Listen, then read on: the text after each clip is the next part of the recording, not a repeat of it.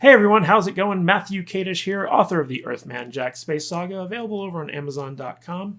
And in today's video, we are preparing for the comeback of leather coats and techno music, as the announcement has been made that The Matrix is getting a new sequel to the franchise. Yes, this biggest franchise in science fiction fantasy from the early 2000s is coming back with one of the original creators. What is it going to be about? Who's being involved? Well, we talk about it in today's video, so I hope you enjoy it. We had a new development yesterday as well that kind of got overshadowed by all the Sony original. Might have been a good thing. And this is the announcement that Matrix 4 is officially a go. Basically, Warner Brothers is desperately looking to resurrect any franchise that they possibly can. And the Matrix trilogy was one of the biggest franchises of the early 2000s and has been basically collecting dust ever since. So I had heard rumblings that there was going to be a prequel to the Matrix movies, kind of spearheaded by the Wachowskis and starring Michael B. Jordan. But apparently that was all just bogus. The actual announcement made it official. This is from Variety by Justin Kroll. And it says, Matrix 4 officially a go with Keanu Reeves, Carrie-Anne Moss, and Lana Wachowski. Get ready to re-enter the Matrix. Lana Wachowski is set to write and direct a fourth film set in the world of the Matrix, with Keanu Reeves and Carrie-Anne Moss reprising their roles as Neo and Trinity, respectively. Warner Brothers Pictures and Village Roadshow Pictures will produce and globally distribute the film. Warner Brothers Picture Group Chairman Toby Emmerich made the announcement on Tuesday. We could not be more excited to be re-entering the Matrix with Lana, said Emmerich. Lana is a true visionary, a singular and original creative filmmaker, and we are thrilled that she is writing, directing, and producing this new chapter in the Matrix universe. In addition to Wachowski, the script is also written by Alexander Hemon and David Mitchell. Wachowski is also producing with Grant Hill. Sources say the film is eyed to begin production at the top of 2020. Warner Brothers has been trying for the last couple years to find a way to get back into the Matrix universe, but a holdup over producing rights slowed the project down. Over the past couple months, the studio saw an opportunity to ramp up development, with Reeves boasting a strong summer that included box office hits John Wick 3 and Toy Story 4, and a script from Wachowski that drummed up excitement. Plot details are currently unknown, as is how the role of Morpheus will be handled, originally played by Lawrence Fishburne. Some sources say the role may be recast for a younger take. That's the Michael B. Jordan rumor. Three previous films, The Matrix Reloaded, and The Matrix Revolutions, have collectively earned more than $1.6 billion at the global box office. All three were written and directed by Lana and her sister Lily, and starred Reeves and Moss. Many of the ideas Lily and I explored 20 years ago about our reality are even more relevant now. I'm very happy to have these characters back in my life and grateful for another chance to work with my brilliant friends, Wachowski said. The first Matrix had its 20th anniversary this year, marked by special screenings at select AMC locations starting on August 30th. Wachowski, blah, blah, blah. All right, guys. So obviously this film is going to be called Matrix Rebooted. That's my theory anyway. But what I want to know is, what do you guys think of this development? So, Mr. Vader, what are your thoughts on a new Matrix movie? You know, I saw this come out yesterday, and I was kind of floored. I had no idea that this was something that was even in the pipeline, and I'm trying to figure out where they'll go with it, because Neo's dead, Trinity's dead. I feel like I don't know where they would go with the story, 20 years later now. And I'm kind of wondering if it's just not kind of trying to be a cash grab off of Keanu Reeves's sudden research. Well, it's obviously a cash grab. Quick movies and stuff. And I don't know. I guess we'll just have to see what happens, I don't think the Wachowskis have had a huge hit since the Matrix movies, right? That's right. And I don't know. I think the Matrix's time has come and gone. I mean, it was super cool back in the day, but I'm kind of dumb here on this. Mr. Nerd, it makes you wonder: is the leather-clad techno music, sickly green overcast thing still relevant in 2019, 2020? as it was back in 2000 when it was like edgy and cool. I don't know. The 80s came back in a big way with Stranger Things, so maybe the 90s can come back too. But no, I think those rumors about Michael B. Jordan doing a young Morpheus, that's kind of a cool idea, and I think that was more riding his Creed and Creed 2 and Killmonger success. They were like, oh, let's get this kid. We'll do something with the Matrix universe that we have. It's just like you said, collecting dust. And then once John Wick and Keanu came back in a big way with his success, they were like, oh, maybe we can, that's a recognizable name. That's recognizable characters. It's 100% riding the coattails of that success and a cash grab. That being said, if they take elements of John Wick and they put it in the mythology and universe of The Matrix, I might be all right with it. We'll have to see. I don't know. It really depends on what they do. I don't have a lot of faith in the Wachowskis writing. Like you guys were talking about, The Matrix is really the only successful good movies they've made, and the two are not that good. The only one is the first one that's actually really good. So I don't know. There's a lot to kind of unpack with this. It just really comes down to what they have an idea for the story. Like Matt was talking about, these characters are all dead. So where are we going with this? Are we doing like Force Ghost things where the computers have recreated their beings and put them back into the computer or something like that? It's going to be a weird way of writing that script to make this all work, but we'll see. 100% a cash grab, though. 100%. I think it needs to be pointed out it's only one Wachowski. Yes. Yeah, we're going to talk about that in a minute. But the interesting thing about the Wachowskis is, so they made a movie before The Matrix called Bound. It was like a lesbian crime thriller. But it was actually really good. Shouldn't laugh at that. Good spank material, yeah. Yeah, that kind of. It's got Gina Gershon and what's her name? What's her face from Chucky? Jennifer Tilly. Jennifer Tilly in it. So a little bit of spank material, I guess. But hey, when you're a young teenager, hell yeah. The original Matrix movie, I actually attribute a little bit more to producer Joel Silver, because he kind of came in and kind of guided the Wachowskis with what they wanted to do.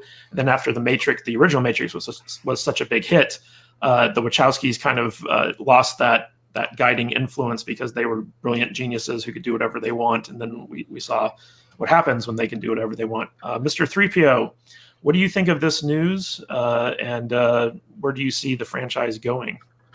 All right, so The Matrix was that movie, when you first watched it, you kind of left the theater like, did anybody understand what was going on? And then you had to go back again and then go, all right, who got it this time? And then you had to have discussion. And then part 2 came out, and then you were just even more confused.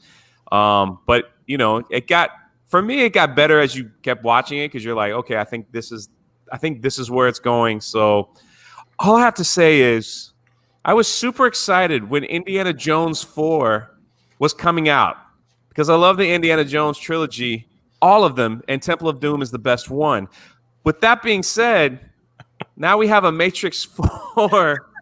I'm just reliving these horrible memories of being overexcited to watch a movie and seeing them up on the screen again, and then going to see Indiana Jones 4 and just having vomit taste in my mouth at the end of that film. So I don't know. If they do it right, it could be amazing. If they do it like it's been doing it, because now it's like when you hear rumors of we want a Back to the Future 4, you're like, no. Stop. Don't even say those words, man. All that stuff, and it's just kind of because I really think Jurassic World did a great job. Not so much the middle one, but the one that came back, like Jurassic World, did an excellent job in vitalizing that. But what's funny about Jurassic World is how much that movie gets a pass, but everybody says The Force Awakens is a rehash of A New Hope. All I thought of while I was watching Jurassic Park is I seen this movie 20 fucking years ago. As a Jurassic Park shill, I can 100% agree with you. The first one, The Force Awakens. I like The Force Awakens too. The first Jurassic World was a reboot of Jurassic Park. It was. And the second one was a reboot of The Lost World. They're not much different. They're not. I like The Force Awakens, but The Force Awakens is tainted now because of The Last Jedi. It's hard. It's hard to go back and relive that. I saw it 7 times in the theater. It's hard for me to go back and relive that magic now, knowing this is what's what's coming. So 7 times. All right, well, getting back to the Matrix, Tom, I was just comparing like, movies that haven't, been around and then they get come you. back. So it's just, you see the trend that happens. So yes, Mr. Midnight's Edge, what are your thoughts on a Matrix 4? My turn? Yeah. Balls. I was one of those. I'll tell you, I am a Keanu Reeves fan. I don't know if you've seen my Keanu Reeves shoot when I was there in Vegas or not, Matt, but it was pretty popular when I had it on. So I know Keanu is a very popular gentleman. And he's going to be very popular next year with Bill and Ted 3 coming out. Oh, yeah. And I don't think this Matrix is going to be out next year. I don't know. I have a feeling it won't be out till the year after, but because they're just announcing it now, and unless they're farther along than we think, then they have a ways to go. But gosh, I loved the first Matrix, and I was one of those who actually didn't see it in theaters. I was too wrapped up in the Phantom Menace. Those 2 movies came out right around the same time. I don't know if anybody remembers, and I just totally ignored the Matrix, and I managed to not only ignore it, but nobody spoiled the movie for me.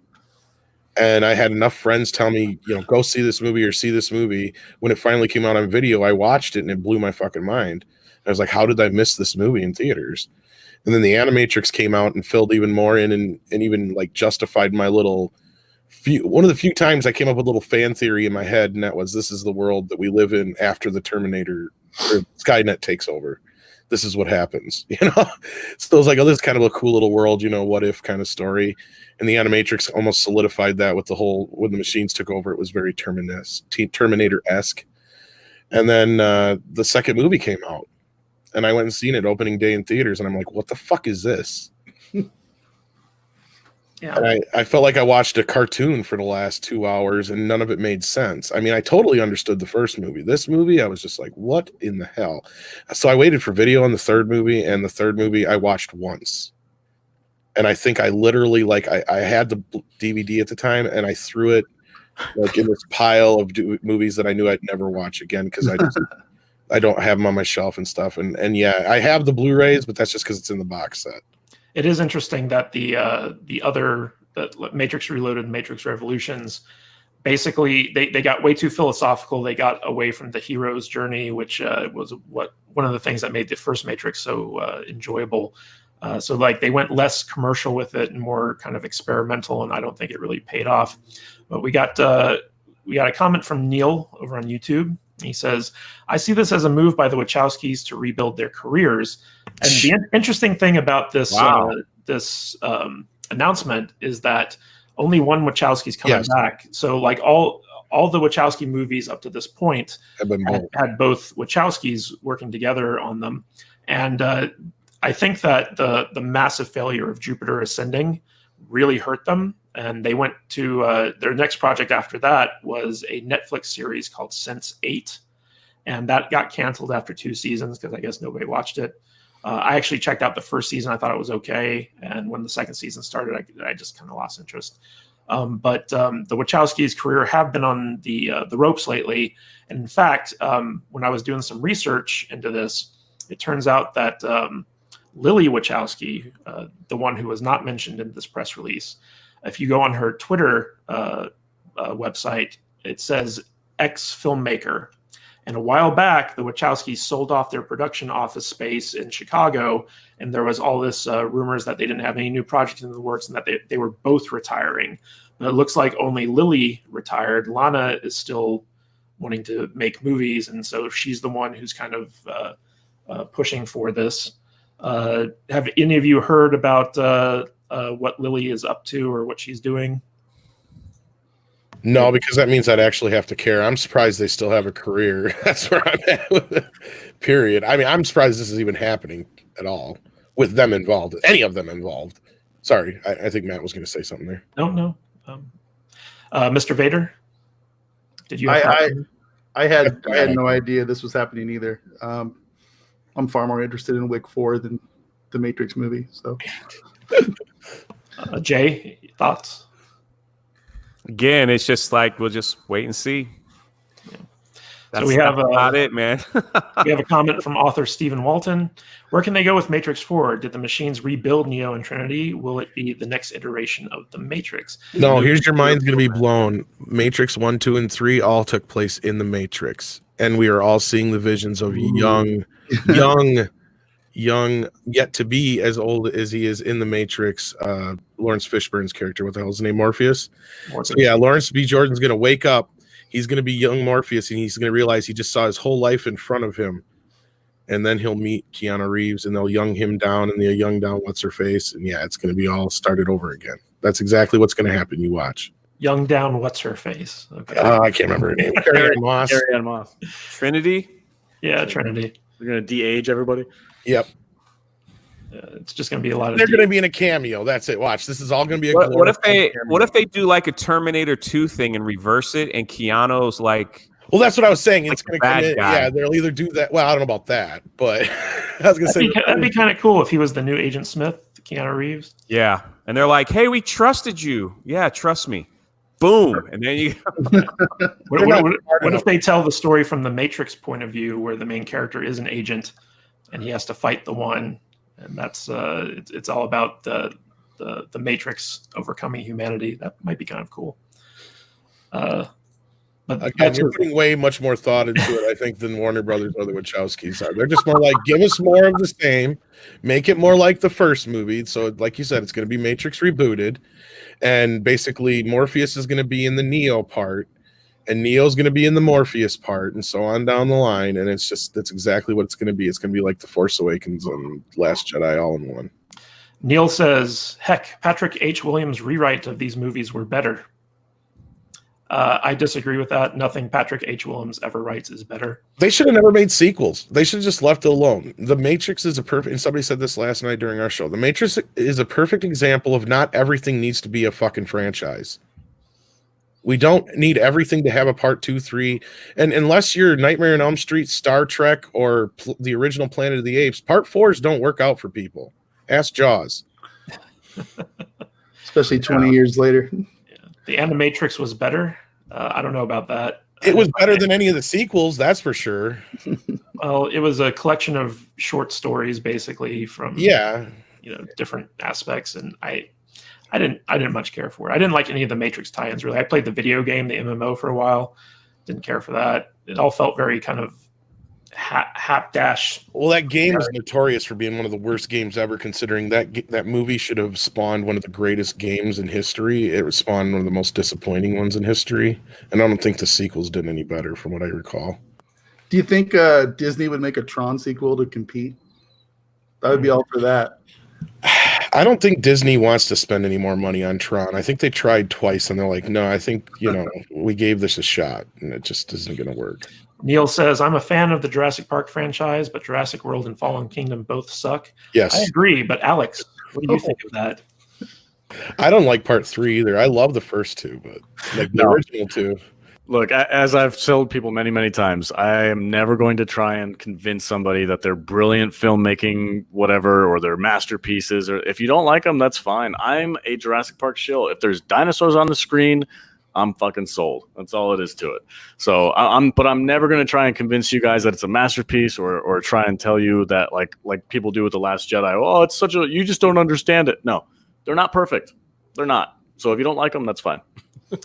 All right, guys, I think we've got the winning comment of the day from Critical Equation, who I think nails what we can expect from the plot of Matrix 4.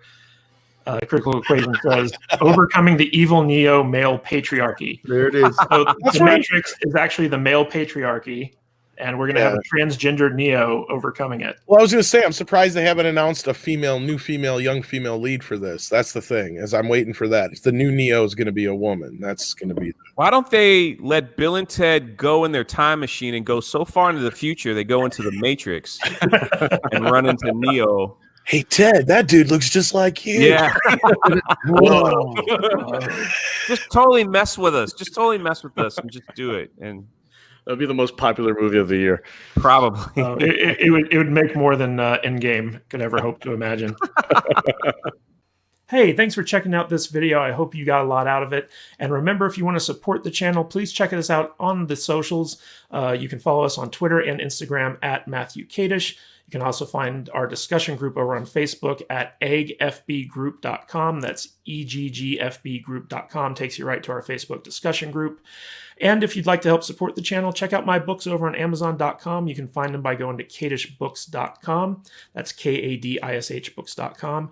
And as always, subscribe to the channel and hit that bell icon so you're notified every time we upload a new video for more movie, TV, and entertainment news and analysis. This is Matthew Kadish. I'll catch you guys later.